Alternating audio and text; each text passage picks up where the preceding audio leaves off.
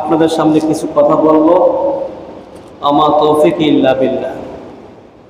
সম্মানিত হাজিরিন, আপনারা জানেন লোকমান হাকিম, লোকমান নামে একটা সূরা পবিত্র কোরআনে আছে।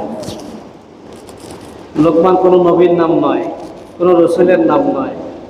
লোকমান একজন অলির নাম, আল্লাহর অলির নাম। সে আল্লাহওয়ালা বান্দা ছিল। সে আল্লাহ প্রদত্ত জ্ঞানে জ্ঞানী ছিল।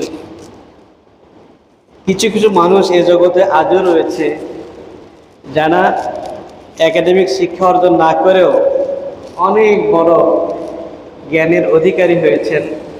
তাদের ধীশক্তির কাছে বর্তমান জামানার বড় বড় খ্যাতিমান ডিগ্রিধারীরাও ফেল করবে, কাছে কাছাতে পারবে না।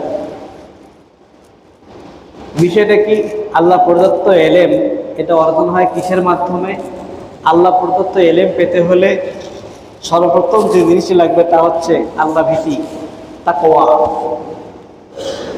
এ তাকওয়ার আলোয় আলোকিত মানুষ যারা, তারা আল্লাহ প্রদত্ত জ্ঞানে জ্ঞানী হয়ে যায়। এটা কোরআনের কথা।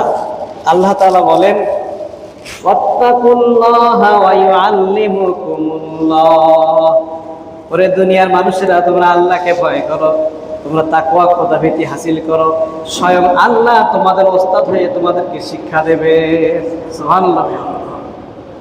আল্লাহ প্রদত্ত জ্ঞানে জ্ঞানী হতে গেলে অনলি ওয়ান কন্ডিশন, তা হচ্ছে তাকওয়া। খোদাভীতি লাগবে, তাকওয়ার পথে চলতে হবে। তাহলে আল্লাহ পাক রব্বুল আলামিন তার হৃদয়ের মধ্যে ইলম ও হিকমত দান করবেন। একজন মানুষের হৃদয়ে যদি আল্লাহর ভয় থাকে, সে কি কখনো হারাম খেতে পারবে? হাদিসের মধ্যে আসছে 40 দিন যদি কোনো বান্দা হালাল খায়, আল্লাহ পাক রব্বুল আলামিন তার জবান দিয়ে হিকমতপূর্ণ বাণী জারি করে দিবেন। সুবহানাল্লাহ। হিকমতপূর্ণ বাণী তার জবান দিয়ে জারি করে দিবেন। 40 দিন একাধারে হালাল খাইতে হবে।